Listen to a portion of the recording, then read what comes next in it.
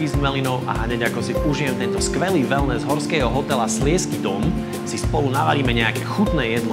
Takže venovať sa vám budem o chvíľu. Poďme si pripraviť tvarohovú nátierku so špenátom a s orieškami. Takže ako prvé si na panvici opečieme oriešky. My sme dnes použili makadámové, môžete kľudne použiť aj tíniové orechy alebo lieskové. Samozrejme bez šupky, bude to jednoduchšie, keď sa budú mixovať. Oriešky máme opečené, vysypeme ich naspäť do misky, panvičku dáme naspäť hriať, nasekáme si jarnú cibulku, pripravíme si aj cesnak, takisto ho nasekáme, do panvičky dáme maslo, za ním hneď jarnú cibulku, ktorú pomaličky opekáme, jemne do zlatová, nemusí byť veľmi hnedá. Hneď za ňou pridáme aj cesnak, ten opečieme len pár sekúnd a hneď pridávame špenát.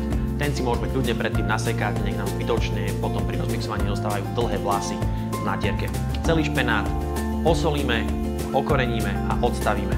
Kým nám špenát chladne, pripravíme si šľáčku z extra krémovej smotany.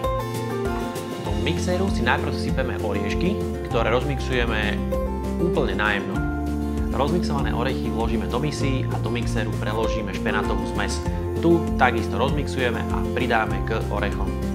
K tejto zmesi orechov a špenátu pridáme tvaroh, extra krémový, osolíme, okoreníme a premiešame. Postupne pridávame aj vyšľahanú šľáčku, až kým nám z celej zmesi nevznikne ľahká nadýchaná nátierka. Nátierku samozrejme ochutnáme a dochutíme soľou a čiernym korením.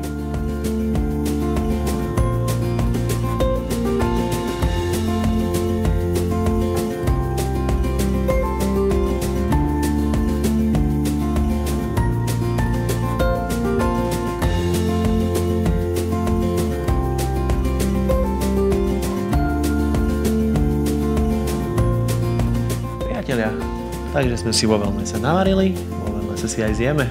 Dobrú chuť.